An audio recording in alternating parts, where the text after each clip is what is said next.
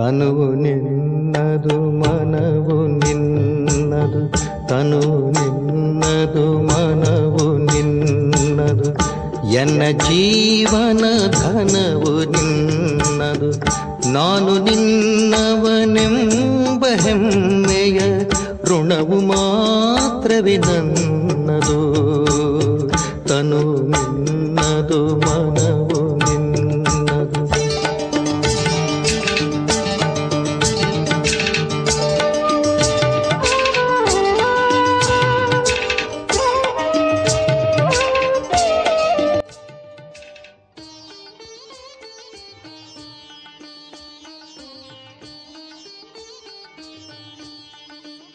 ಓಂ ಶಾಂತಿ. ದಿನಾಂಕ 15/9/2025 ಪ್ರಾತಃ ಮುರಳಿ. ಬಾಪ್ದಾದ ಮಧುಬನ. ಮಧುರ ಮಕ್ಕಳೇ, ತಂದೆ ನಿಮಗೆ ಕರ್ಮ ಅಕರ್ಮ ವಿಕರ್ಮದ ಗುಹ್ಯ ಗತಿ ತಿಳಿಸಲು ಬಂದಿದ್ದಾರೆ. ಯಾವಾಗ ಆತ್ಮ ಮತ್ತು ಶರೀರ ಎರಡೂ ಪವಿತ್ರವಾಗಿರುವುದೋ ಆಗ ಕರ್ಮ ಅಕರ್ಮವಾಗ್ತದೆ, ಪತಿತರಾದಾಗ ವಿಕರ್ಮಗಳಾಗ್ತವೆ. ಶಿವ ಭಗವಾನು ವಾಚ. ಓಂ ಶಾಂತಿ. ಮಕ್ಕಳು ಇದರ ಅರ್ಥವನ್ನಂತೂ ತಿಳಿದುಕೊಂಡಿದ್ದೀರಿ.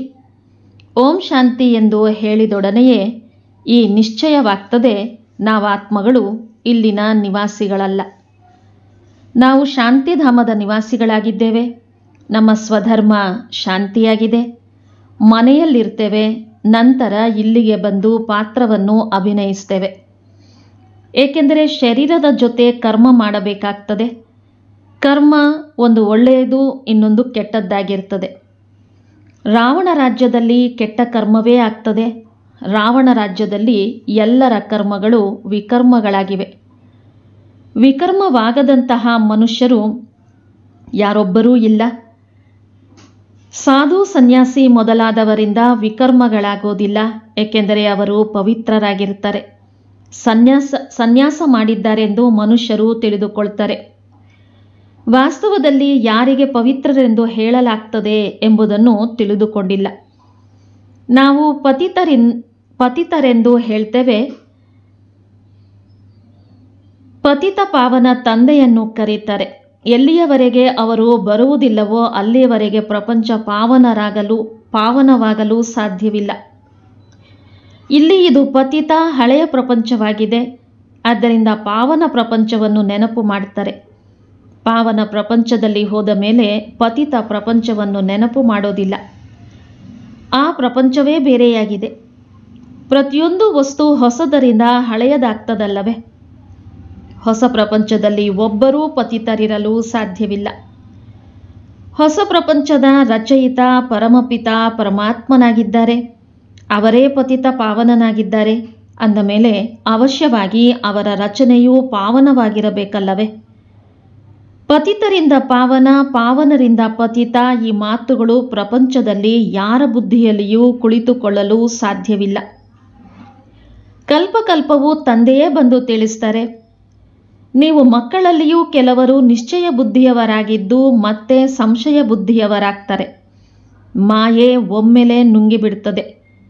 ನೀವು ಮಹಾರಥಿಗಳಲ್ಲವೇ? ಮಹಾರಥಿಗಳನ್ನು ಭಾಷಣ ಮಾಡಲು ಕರೀತಾರೆ. ನೀವು ಮಹಾರಾಜರಿಗೂ ಸಹ ತಿಳಿಸಬೇಕಾಗಿದೆ. ನೀವೇ ಮೊದಲು ಪಾವನ ಪೂಜ್ಯರಾಗಿದ್ದೀರಿ. ಈಗಂತೂ ಇದು ಪತಿತ ಪ್ರಪಂಚವಾಗಿದೆ. ಪಾವನ ಪ್ರಪಂಚದಲ್ಲಿ ಭಾರತವಾಸಿಗಳೇ ಇದ್ದೀರಿ. ನೀವು ಭಾರತವಾಸಿಗಳು ಆದಿ ಸನಾತನ ದೇವಿ ದೇವತಾ ಧರ್ಮದ ಡಬಲ್ ಕಿರೀಟಧಾರಿ ಸಂಪೂರ್ಣ ನಿರ್ವಿಕಾರಿಗಳಾಗಿದ್ದೀರಿ. ಮಹಾರಥಿಗಳು ಹೀಗೆ ತಿಳಿಸಬೇಕಲ್ಲವೇ? ನಶೆಯಿಂದ ತಿಳಿಸಬೇಕಾಗಿದೆ. ಭಗವಾನು ವಾಚ. ಕಾಮಚಿತೆಯ ಮೇಲೆ ಕುಳಿತು ಕಪ್ಪಾಗುತ್ತೀರಿ, ಮತ್ತೆ ಜ್ಞಾನಚಿತೆಯ ಮೇಲೆ ಕುಳಿತುಕೊಳ್ಳೋದರಿಂದ ಸುಂದರರಾಗ್ತೀರಿ. ಈಗ ಯಾರೆಲ್ಲರೂ ತಿಳಿಸ್ತೀರೋ ಅವರು ಕಾಮಚಿತೆಯ ಮೇಲೆ ಕುಳಿತುಕೊಳ್ಳಲು ಸಾಧ್ಯವಿಲ್ಲ. ಆದರೆ ಇಂಥವರೂ ಇದ್ದಾರೆ. ಅನ್ಯರಿಗೆ ತಿಳಿಸುತ್ತಾ ಕಾಮಚಿತೆಯ ಮೇಲೆ ಕುಳಿತು ಬಿಡ್ತಾರೆ. ಇಂದು ತಿಳಿಸುತ್ತಿದ್ದವರು ನಾಳೆ ವಿಕಾರದಲ್ಲಿ ಬೀಳ್ತಾರೆ. ಮಾಯೆ ಬಹಳ ಪ್ರಬಲವಾಗಿದೆ. ಮಾತೇ ಕೇಳಬೇಡಿ. ಅನ್ಯರಿಗೆ ತಿಳಿಸುವವರು ತಾವೇ ಕಾಮಚಿತೆಯ ಮೇಲೆ ಕುಳಿತುಕೊಳ್ತಾರೆ. ಇದೇನಾಯಿತೆಂದು ಮತ್ತೆ ಪಶ್ಚಾತ್ತಾಪ ಪಡ್ತಾರೆ. ಇದು ಮಲ್ಲ ಯುದ್ಧವಲ್ಲವೇ? ಸ್ತ್ರೀಯನ್ನು ನೋಡಿದೊಡನೆಯೇ ಆಕರ್ಷಿತರಾಗಿ ಮುಖ ಕಪ್ಪು ಮಾಡಿಕೊಳ್ತಾರೆ. ಮಾಯೆ ಬಹಳ ಪ್ರಬಲವಾಗಿದೆ. ಪ್ರತಿಜ್ಞೆ ಮಾಡಿ ಮತ್ತೆ ಕೆಳಗೆ ಬೀಳುತ್ತಾರೆಂದರೆ 100ಕ್ಕೆ 100 ಪಟ್ಟು ಶಿಕ್ಷೆಯನ್ನು ಅನುಭವಿಸಬೇಕಾಗ್ತದೆ. ಅಂಥವರು ಶೂದ್ರರ ಸಮಾನ ಪತಿತರಾದರು. ಆದ್ದರಿಂದಲೇ ಗಾಯನವೂ ಇದೆ. ಅಮೃತವನ್ನು ಕುಡಿದು ಹೊರಗಡೆ ಹೋಗಿ ಮತ್ತೆ ಅನ್ಯರನ್ನು ಸತಾಯಿಸುತ್ತಿದ್ದರು. ಕೆಟ್ಟ ಕೆಲಸಗಳನ್ನು ಮಾಡುತ್ತಿದ್ದರೆಂದು 2 ಕೈಯಿಂದಲೇ ಚಪ್ಪಾಳೆಯಾಗುತ್ತದೆಯಲ್ಲವೇ? 1 ಕೈಯಿಂದ ಆಗೋದಿಲ್ಲ ಅಂದಾಗ ಇಬ್ಬರೂ ಪತಿತರಾಗ್ತಾರೆ.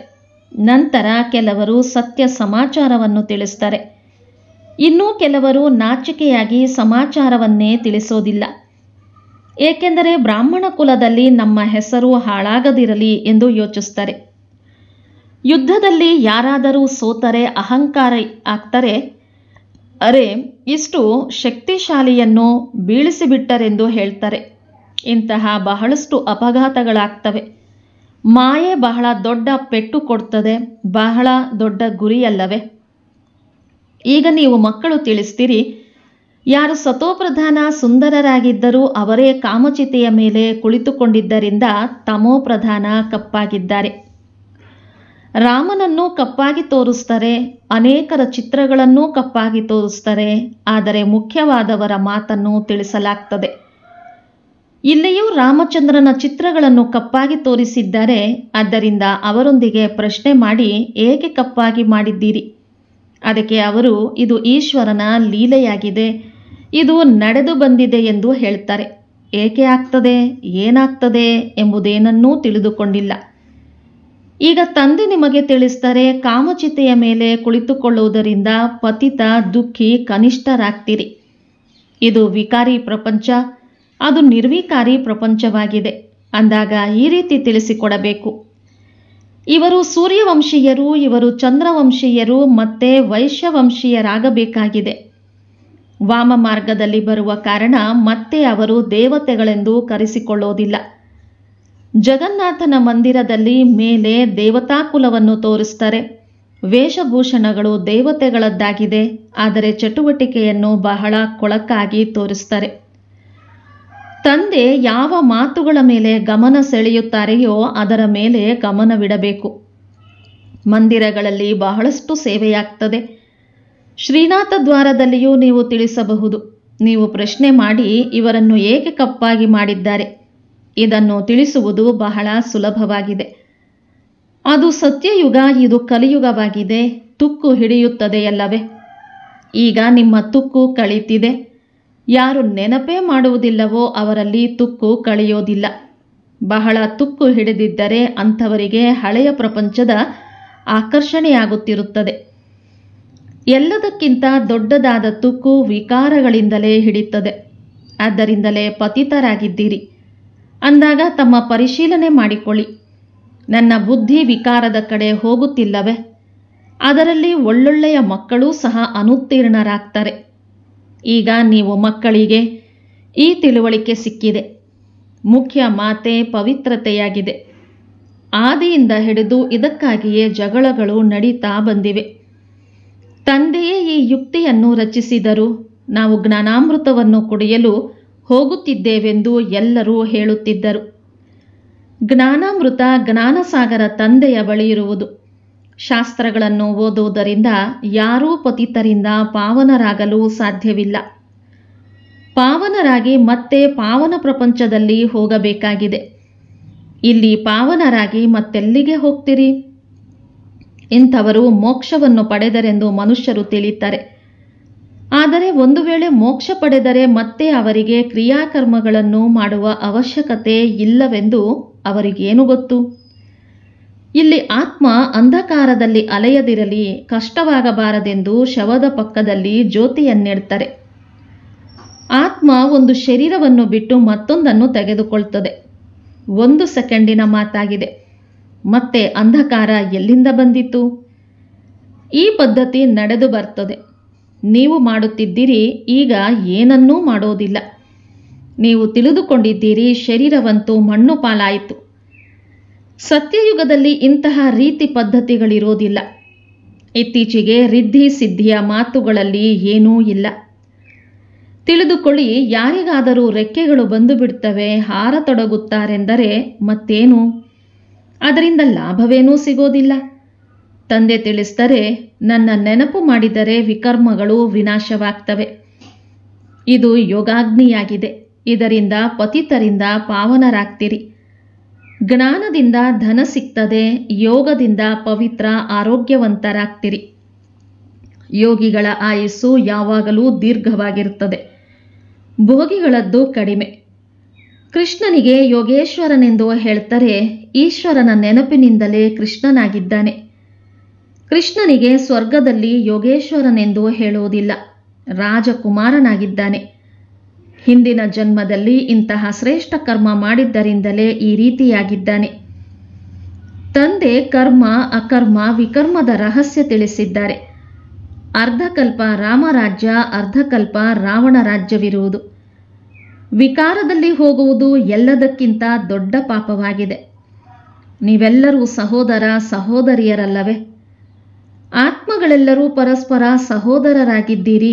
ಭಗವಂತನ ಸಂತಾನರಾಗಿ ಮತ್ತೆ ವಿಕಾರಿ ದೃಷ್ಟಿಯನ್ನು ಹೇಗಿಡುತ್ತೀರಿ? ನಾವು ಬೀಕೆಗಳು ವಿಕಾರದಲ್ಲಿ ಹೋಗಲು ಸಾಧ್ಯವಿಲ್ಲ. ಈ ಯುಕ್ತಿಯಿಂದಲೇ ಪವಿತ್ರರಾಗ್ತಿರಿ. ನಿಮಗೆ ತಿಳಿದಿದೆ, ಈಗ ರಾವಣ ರಾಜ್ಯ ಸಮಾಪ್ತಿಯಾಗ್ತಿದೆ. ಮತ್ತೆ ಪ್ರತಿಯೊಂದು ಆತ್ಮ ಪವಿತ್ರವಾಗುತ್ತದೆ. ಅದಕ್ಕೆ ಮನೆ ಮನೆಯಲ್ಲಿ ಪ್ರಕಾಶವೆಂದು ಹೇಳಲಾಗ್ತದೆ. ಈಗ ನಿಮ್ಮ ಜ್ಯೋತಿ ಜಾಗೃತವಾಗಿದೆ. ಜ್ಞಾನದ ಮೂರನೆಯ ನೇತ್ರ ಸಿಕ್ಕಿದೆ. ಸತ್ಯಯುಗದಲ್ಲಿ ಎಲ್ಲರೂ ಪವಿತ್ರರಾಗ್ತಾರೆ. ಇದನ್ನೂ ಸಹ ನೀವೀಗ ತಿಳಿದುಕೊಂಡಿದ್ದೀರಿ. ಅನ್ಯರಿಗೆ ತಿಳಿಸಲು ಮಕ್ಕಳಲ್ಲಿ ನಂಬರ್ ವಾರ್ ಇರ್ತದೆ. ನಂಬರ್ ವಾರ್ ನೆನಪಿನಲ್ಲಿರ್ತಾರೆ. ರಾಜಧಾನಿ ಹೇಗೆ ಸ್ಥಾಪನೆಯಾಗುತ್ತದೆ ಎಂಬುದು ಯಾರ ಬುದ್ಧಿಯಲ್ಲಿಯೂ ಇರೋದಿಲ್ಲ. ನೀವು ಸೈನಿಕರಲ್ಲವೇ?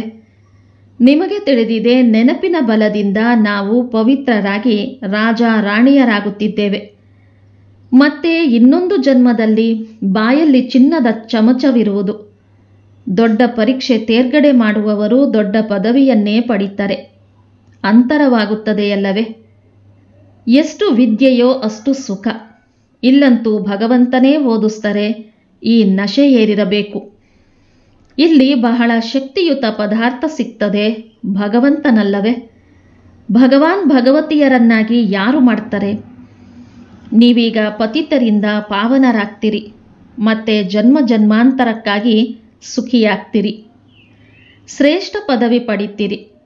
ಓದುತ್ತಾ ಓದುತ್ತಾ ಮತ್ತೆ ಕೊಳಕಾಗ್ತಾರೆ. ದೇಹಾಭಿಮಾನದಲ್ಲಿ ಬರುವುದರಿಂದ ಜ್ಞಾನದ ನೇತ್ರವೇ ಮುಚ್ಚಿ ಹೋಗ್ತದೆ. ಮಾಯೆ ಬಹಳ ಶಕ್ತಿಶಾಲಿಯಾಗಿದೆ. ಸ್ವಯಂ ತಂದೆಯೇ ಹೇಳ್ತಾರೆ, ಇದು ಪರಿಶ್ರಮವಿದೆ. ನಾನು ಬ್ರಹ್ಮಾರವರಲ್ಲಿ ಬಂದು ಎಷ್ಟೊಂದು ಪರಿಶ್ರಮ ಪಡ್ತೇನೆ. ಆದರೆ ತಿಳಿದುಕೊಂಡರೂ ಸಹ ಮತ್ತೆ ಈ ರೀತಿಯಾಗಲು ಸಾಧ್ಯವೇ? ಶಿವತಂದೆ ಬಂದು ಓದಿಸ್ತಾರೆ ಎಂಬುದನ್ನು ನಾವು ನಂಬುವುದಿಲ್ಲ. ಇದು ಚಾಲಾಕಿಯಾಗಿದೆ ಎಂದು ಹೇಳ್ತಾರೆ. ರಾಜಧಾನಿಯಂತೂ ಸ್ಥಾಪನೆಯಾಗಿಯೇ ಆಗುವುದು. ಹೇಳ್ತಾರಲ್ಲವೇ, ಸತ್ಯದ ದೋಣಿ ಅಲಗಾಡುತ್ತದೆಯೇ ಹೊರತು ಮುಳುಗುವುದಿಲ್ಲ. ಎಷ್ಟೊಂದು ವಿಘ್ನಗಳು ಬರ್ತವೆ. ಒಳ್ಳೆಯದು. ಮಧುರಾತಿ ಮಧುರ ಅಗಲಿ ಹೋಗಿ ಮರಳಿ ಸಿಕ್ಕಿರುವ ಮಕ್ಕಳ ಪ್ರತಿ, ಮರಳಿ ಸಿಕ್ಕಿರುವ ಕಣ್ಮಣಿಗಳು, ಶ್ಯಾಮನಿಂದ ಸುಂದರರಾಗುವಂತಹ ಆತ್ಮಗಳ ಪ್ರತಿ ಮಾತಾಪಿತಾ ಬಾಪ್ತಾದಾರವರ ಹೃದಯಪೂರ್ವಕ ನೆನಪು, ಪ್ರೀತಿ ಹಾಗೂ ಸುಪ್ರಭಾತ. ಆತ್ಮೀಯ ಮಕ್ಕಳಿಗೆ ಆತ್ಮೀಯ ತಂದೆಯ ನಮಸ್ತೆ. ಆತ್ಮೀಯ ಮಕ್ಕಳ ಆತ್ಮೀಯ ತಂದೆಗೆ ನಮಸ್ತೆ ನಮಸ್ತೆ ನಮಸ್ತೆ. ಧಾರಣೆಗಾಗಿ ಮುಖ್ಯಾಂಶಗಳು. ಯೋಗಾಗ್ನಿಯಿಂದ ವಿಕಾರಗಳ ತುಕ್ಕನ್ನು ಇಳಿಸಿಕೊಳ್ಳಬೇಕಾಗಿದೆ. ತಮ್ಮ ಪರಿಶೀಲನೆ ಮಾಡಿಕೊಳ್ಳಿ. ನನ್ನ ಬುದ್ಧಿ ವಿಕಾರದೆಡೆ ಹೋಗುತ್ತಿಲ್ಲವೇ? ನಿಶ್ಚಯ ಬುದ್ಧಿಯವರಾದ ಮೇಲೆ ಮತ್ತೆಂದೂ ಯಾವುದೇ ಮಾತಿನಲ್ಲಿ ಸಂಶಯದಲ್ಲಿ ಬರಬಾರದು. ವಿಕರ್ಮಗಳಿಂದ ಪಾರಾಗಲು ಯಾವುದೇ ಕರ್ಮವನ್ನು ತನ್ನ ಸ್ವಧರ್ಮದಲ್ಲಿ ಸ್ಥಿತರಾಗಿ ತಂದೆಯ ನೆನಪಿನಲ್ಲಿ ಮಾಡಬೇಕಾಗಿದೆ. ವರದಾನ: ಶ್ರೇಷ್ಠ ಪಾಲನೆಯ ವಿಧಿಯ ಮೂಲಕ ವೃದ್ಧಿ ಮಾಡುವಂತಹ ಸರ್ವರಿಂದ ಅಭಿನಂದನೆಗಳಿಗೆ ಪಾತ್ರಭವ. ಸಂಗಮ ಯುಗ ಅಭಿನಂದನೆಗಳಿಂದಲೇ ವೃದ್ಧಿಯನ್ನು ಹೊಂದುವ ಯುಗವಾಗಿದೆ. ತಂದೆಯ ಪರಿವಾರದ ಅಭಿನಂದನೆಗಳೇ ತಾವು ಮಕ್ಕಳು ಪಾಲನೆ ಪಡೆಯುತ್ತಿರುವಿರಿ. ಅಭಿನಂದನೆಗಳಿಂದಲೇ ಕುಣಿಯುತ್ತಾ ಹಾಡುತ್ತಾ ಪಾಲನೆ ಪಡೆಯುತ್ತಾ ಹಾರುತ್ತಾ ಹೋಗುತ್ತಿರುವಿರಿ. ಈ ಪಾಲನೆಯೂ ಸಹ ವಿಚಿತ್ರವಾಗಿದೆ. ಆದ್ದರಿಂದ ನೀವು ಮಕ್ಕಳೂ ಸಹ ವಿಶಾಲ ಹೃದಯದಿಂದ ದಯೆಯ ಭಾವನೆಯಿಂದ ದಾತ ಆಗಿ ಪ್ರತಿ ಘಳಿಗೆ ಪರಸ್ಪರರನ್ನು ಬಹಳ ಒಳ್ಳೆಯದು ಬಹಳ ಒಳ್ಳೆಯದು ಎಂದು ಹೇಳುತ್ತಾ ಅಭಿನಂದನೆಗಳನ್ನು ಕೊಡುತ್ತಾ ಹೋಗಿ. ಇದೇ ಪಾಲನೆಯ ಶ್ರೇಷ್ಠ ವಿಧಿಯಾಗಿದೆ. ಈ ವೃದ್ಧಿಯಿಂದ ಸರ್ವರ ಪಾಲನೆ ಮಾಡುತ್ತಾ ಹೋಗಿ ಆಗ ಅಭಿನಂದನೆಗಳಿಗೆ ಪಾತ್ರರಾಗುವಿರಿ. ಸುವಾಕ್ಯ: ತಮ್ಮ ಸರಳ ಸ್ವಭಾವ ಮಾಡಿಕೊಳ್ಳುವುದು ಇದೇ ಸಮಾಧಾನ ಸ್ವರೂಪರಾಗಲು ಸಹಜ ವಿಧಿಯಾಗಿದೆ. ಮಾತೇಶ್ವರಿಜಿಯವರ ಅಮೂಲ್ಯ ಮಹಾವಾಕ್ಯ: ಪುರುಷಾರ್ಥ ಮತ್ತು ಪ್ರಾರಬ್ಧದಿಂದ ಮಾಡಿರುವ ಅನಾದಿ ಡ್ರಾಮಾ. ಪುರುಷಾರ್ಥ ಮತ್ತು ಪ್ರಾರಬ್ಧ ಎರಡು ವಸ್ತುಗಳಾಗಿವೆ. ಪುರುಷಾರ್ಥದಿಂದ ಪ್ರಾರಬ್ಧವಾಗುವುದು. ಇದು ಅನಾದಿ ಸೃಷ್ಟಿಯ ಚಕ್ರ ತಿರುಗುತ್ತಿರುತ್ತದೆ. ಯಾರು ಆದಿ ಸನಾತನ ಭಾರತವಾಸಿ ಪೂಜ್ಯರಿದ್ದರೂ ಅವರೇ ನಂತರ ಪೂಜಾರಿಗಳಾದರು. ಪುನಃ ಅದೇ ಪೂಜಾರಿಗಳು ಪುರುಷಾರ್ಥ ಮಾಡಿ ಪೂಜ್ಯರಾಗ್ತಾರೆ. ಇದು ಇಳಿಯುವುದು ಮತ್ತು ಏರುವುದು ಅನಾದಿ ಡ್ರಾಮಾದ ಆಟ ಮಾಡಲ್ಪಟ್ಟಿದೆ. ಜಿಜ್ಞಾಸು: ಮಾತೇಶ್ವರಿ, ನನ್ನಲ್ಲೂ ಒಂದು ಪ್ರಶ್ನೆ ಬರ್ತದೆ. ಯಾವಾಗ ಈ ಡ್ರಾಮಾ ಹೀಗೆ ಮಾಡಲ್ಪಟ್ಟಿದೆ, ಒಂದು ವೇಳೆ ಮೇಲೆ ಏರಬೇಕಾದರೆ ತಾನಾಗೇ ಏರುವೆ ಎಂದ ಮೇಲೆ ಪುರುಷಾರ್ಥ ಮಾಡೋದರಿಂದ ಲಾಭವಾದರೂ ಏನು? ಯಾರು ಏರುತ್ತಾರೆ ನಂತರವಾದರೂ ಬೀಳ್ತಾರೆ. ಹಾಗಿದ್ದಲ್ಲಿ ಇಷ್ಟು ಪುರುಷಾರ್ಥವಾದರೂ ಏಕೆ ಮಾಡಬೇಕು? ಮಾತೇಶ್ವರಿ, ನೀವು ಹೇಳುವುದು ಈ ಡ್ರಾಮಾ ಇದೇ ರೀತಿ ಪುನರಾವರ್ತನೆಯಾಗ್ತದೆ ಎಂದ ಮೇಲೆ ಸರ್ವಶಕ್ತಿವಂತ ಪರಮಾತ್ಮ ಏನು ಸದಾ ಇಂತಹ ಆಟವನ್ನು ನೋಡಿ ಸ್ವಯಂ ಆಯಾಸಗೊಳ್ಳದಿಲ್ಲವೇ? ಹೇಗೆ 4 ಋತುಗಳಲ್ಲಿ ಚಳಿ ಬಿಸಿಲು ಇತ್ಯಾದಿಗಳ ವ್ಯತ್ಯಾಸವಿರ್ತದೆ, ಅಂದ ಮೇಲೆ ಈ ಆಟದಲ್ಲಿ ವ್ಯತ್ಯಾಸವಾಗುವುದಿಲ್ಲವೇ? ಇದಕ್ಕೆ ಮಾತೇಶ್ವರಿಯವರ ಉತ್ತರ: ಇದೇ ಈ ಡ್ರಾಮಾದಲ್ಲಿರುವ ಸುಂದರತೆ. ಒಂದೇ ರೀತಿ ಪುನರಾವರ್ತನೆಯಾಗ್ತದೆ. ಮತ್ತು ಈ ಡ್ರಾಮಾದಲ್ಲಿ ಇನ್ನೊಂದು ಸುಂದರತೆ ಎಂದರೆ ಯಾವುದು ಪುನರಾವರ್ತನೆಯಾಗುತ್ತಿದ್ದರೂ ಸಹ ನಿತ್ಯ ಹೊಸದೆನಿಸುತ್ತದೆ. ಮೊದಲು ನಮಗೂ ಸಹ ಈ ಶಿಕ್ಷಣ ಇರಲಿಲ್ಲ. ಆದರೆ ಯಾವಾಗ ಈ ಜ್ಞಾನ ಸಿಕ್ಕಿತು ಆಗ ಸೆಕೆಂಡ್ ಬೈ ಸೆಕೆಂಡ್ ಏನೆಲ್ಲ ನಡೀತಿದೆ, ಭಲೆ ಒಂದೇ ರೀತಿ ಕಲ್ಪದ ಹಿಂದಿನಂತೆ ನಡೀತಿದೆ. ಆದರೆ ಯಾವಾಗ ಅದನ್ನು ಸಾಕ್ಷಿ ಎಂದು ತಿಳಿದು ನೋಡುವಿರಿ ಆಗ ನಿತ್ಯ ಹೊಸದೆಂದು ತಿಳಿಯುವಿರಿ. ಈಗ ಸುಖ ದುಃಖ ಎರಡರ ಪರಿಚಯ ಸಿಕ್ಕಿದೆ. ಆದ್ದರಿಂದ ಹೀಗೆ ತಿಳಿಯಬೇಡಿ, ಒಂದು ವೇಳೆ ಫೇಲ್ ಆಗಲೇಬೇಕಾದರೆ ಏಕೆ ಓದಬೇಕು? ಇಲ್ಲ, ಹೀಗೆಂದೂ ತಿಳಿಯಬಹುದು. ಊಟ ಸಿಗುವುದಿದ್ದರೆ ತಾನಾಗೇ ಸಿಗ್ತದೆ. ಇದಕ್ಕಾಗಿ ಇಷ್ಟು ಪರಿಶ್ರಮ ಪಟ್ಟು ಸಂಪಾದನೆ ಏಕೆ ಮಾಡಬೇಕು? ಅದೇ ರೀತಿ ನಾವು ನೋಡ್ತಿದ್ದೇವೆ. ಈಗ ಏರುವ ಕಲೆಯ ಸಮಯ ಬಂದಿದೆ. ಅದೇ ದೇವತಾ ಮನೆತನ ಸ್ಥಾಪನೆಯಾಗ್ತಿದೆ ಎಂದ ಮೇಲೆ ನಾವು ಏಕೆ ಈಗಲೇ ಆ ಸುಖವನ್ನು ಪಡೆಯಬಾರದು? ಹಾಗೆಯೇ ನೋಡಿ, ಈಗ ಯಾರೋ ಜಡ್ಜ್ ಆಗಲು ಇಷ್ಟಪಡ್ತಾರೆ. ಅದಕ್ಕಾಗಿ ಅವರು ಪುರುಷಾರ್ಥ ಮಾಡಿದಾಗಲೇ ಆ ಡಿಗ್ರಿ ಪಡೆಯುತ್ತಾರಲ್ಲವೇ? ಒಂದು ವೇಳೆ ಅದರಲ್ಲಿ ಫೇಲ್ ಆದರೆ ಅವರ ಪರಿಶ್ರಮವೇ ವ್ಯರ್ಥವಾಗಿ ಹೋಗ್ತದೆ. ಆದರೆ ಈ ಅವಿನಾಶಿ ಜ್ಞಾನದಲ್ಲಿ ಮತ್ತೆ ಹೀಗಾಗೋದಿಲ್ಲ. ಸ್ವಲ್ಪ ಕೂಡ ಈ ಅವಿನಾಶಿ ಜ್ಞಾನದ ವಿನಾಶವಾಗೋದಿಲ್ಲ. ಇಷ್ಟು ಪುರುಷಾರ್ಥ ಮಾಡದೇ ಹೋದರೂ ಸಹ, ದೈವಿ ರಾಜ ಮನೆತನದಲ್ಲಿ ಬರದೇ ಹೋದರೂ ಸಹ, ಆದರೆ ಒಂದು ವೇಳೆ ಕಡಿಮೆ ಪುರುಷಾರ್ಥ ಮಾಡಿದ್ದರೂ ಸಹ ಆ ಸತ್ಯಯುಗಿ ದೈವಿ ಪ್ರಜೆಯಲ್ಲಿ ಬರಲು ಸಾಧ್ಯ. ಆದರೆ ಪುರುಷಾರ್ಥ ಮಾಡುವುದು ಅವಶ್ಯವಾಗಿದೆ. ಏಕೆಂದರೆ ಪುರುಷಾರ್ಥದಿಂದಲೇ ಪ್ರಾರಬ್ಧವಾಗುವುದು. ಬಲಿಹಾರಿ ಪುರುಷಾರ್ಥದ ಬಗ್ಗೆಯೇ ಗಾಯನವಿದೆ. ಈ ಈಶ್ವರೀಯ ಜ್ಞಾನ ಸರ್ವ ಮನುಷ್ಯಾತ್ಮರಿಗಾಗಿದೆ. ಮೊಟ್ಟ ಮೊದಲು ನೀವು ಒಂದು ಮುಖ್ಯ ವಿಷಯವನ್ನು ಬುದ್ಧಿಯಲ್ಲಿ ಅವಶ್ಯವಾಗಿಟ್ಟುಕೊಳ್ಳಬೇಕಿದೆ. ಯಾವಾಗ ಈ ಮನುಷ್ಯ ಸೃಷ್ಟಿ ವೃಕ್ಷದ ಬೀಜರೂಪ ಪರಮಾತ್ಮನಾಗಿದ್ದಾರೆ ಎಂದ ಮೇಲೆ ಆ ಪರಮಾತ್ಮನ ಮೂಲಕ ಯಾವ ಜ್ಞಾನ ಪ್ರಾಪ್ತಿಯಾಗುತ್ತಿದೆ ಅದು ಮನುಷ್ಯರಿಗಾಗಿ ಅವಶ್ಯಕವಾಗಿದೆ. ಎಲ್ಲ ಧರ್ಮದವರಿಗೂ ಈ ಜ್ಞಾನ ಪಡೆಯುವ ಅಧಿಕಾರವಿದೆ. ಭಲೆ ಪ್ರತಿಯೊಂದು ಧರ್ಮದ ಜ್ಞಾನ ತನ್ನದೇ ಆಗಿದೆ, ಪ್ರತಿಯೊಬ್ಬರ ಶಾಸ್ತ್ರ ತಮ್ಮದ್ದೇ ಆಗಿದೆ, ಪ್ರತಿಯೊಬ್ಬರ ಮತ ತಮ್ಮದ್ದಾಗಿದೆ, ಪ್ರತಿಯೊಬ್ಬರ ಸಂಸ್ಕಾರ ತಮ್ಮದ್ದೇ ಆಗಿದೆ. ಆದರೆ ಈ ಜ್ಞಾನ ಎಲ್ಲರಿಗಾಗಿಯೂ ಇದೆ. ಭಲೆ ಅವರು ಈ ಜ್ಞಾನವನ್ನು ತೆಗೆದುಕೊಳ್ಳದೆ ಹೋದರೂ ತಮ್ಮ ಮನೆತನದಲ್ಲಿ ಬರದೇ ಹೋಗಬಹುದು. ಆದರೆ ಎಲ್ಲರ ತಂದೆಯಾಗಿರುವ ಕಾರಣ ಅವರ ಜೊತೆ ಯೋಗ ಇಡುವುದರಿಂದ ಅವಶ್ಯವಾಗಿ ಪವಿತ್ರರಾಗ್ತಾರೆ. ಈ ಪವಿತ್ರತೆಯ ಕಾರಣ ತಮ್ಮದೇ ಸೆಕ್ಷನ್ನಲ್ಲಿ ಪದವಿಯನ್ನು ಅವಶ್ಯ ಪಡೀತಾರೆ. ಏಕೆಂದರೆ ಯೋಗವನ್ನು ಎಲ್ಲ ಮನುಷ್ಯರು ಒಪ್ಪುತ್ತಾರೆ. ಬಹಳ ಮನುಷ್ಯರು ಈ ರೀತಿ ಹೇಳ್ತಾರೆ, ನಮಗೂ ಮುಕ್ತಿ ಬೇಕು. ಆದರೆ ಶಿಕ್ಷೆಗಳಿಂದ ಬಿಡಿಸಿಕೊಂಡು ಮುಕ್ತರಾಗುವ ಶಕ್ತಿಯೂ ಸಹ ಈ ಯೋಗದ ಮುಖಾಂತರ ದೊರಕಲು ಸಾಧ್ಯ. ಒಳ್ಳೆಯದು. ಅವ್ಯಕ್ತ ಸೂಚನೆ. ಈಗ ಲಗನ್ನಿನ ಅಗ್ನಿಯನ್ನು ಪ್ರಜ್ವಲಿತಗೊಳಿಸಿ ಯೋಗವನ್ನು ಜ್ವಾಲಾರೂಪವನ್ನಾಗಿ ಮಾಡಿ. ತಾವು ಮಕ್ಕಳ ಹತ್ತಿರ ಪವಿತ್ರತೆಯ ಮಹಾನ್ ಶಕ್ತಿ ಇದೆ. ಈ ಶ್ರೇಷ್ಠ ಶಕ್ತಿಯೇ ಅಗ್ನಿಯ ಕಾರ್ಯ ಮಾಡ್ತದೆ. ಯಾವುದು ಸೆಕೆಂಡಿನಲ್ಲಿ ವಿಶ್ವದ ಕೊಳಕನ್ನು ಭಸ್ಮ ಮಾಡಬಹುದು. ಯಾವಾಗ ಆತ್ಮ ಪವಿತ್ರತೆಯ ಸಂಪೂರ್ಣ ಸ್ಥಿತಿಯಲ್ಲಿ ಸ್ಥಿತವಾಗ್ತದೆ, ಆಗ ಆ ಸ್ಥಿತಿಯ ಶ್ರೇಷ್ಠ ಸಂಕಲ್ಪದಿಂದ ಲಗನ್ನಿನ ಅಗ್ನಿ ಪ್ರಜ್ವಲಿತವಾಗ್ತದೆ ಮತ್ತು ಕೊಳಕು ಭಸ್ಮವಾಗ್ತದೆ.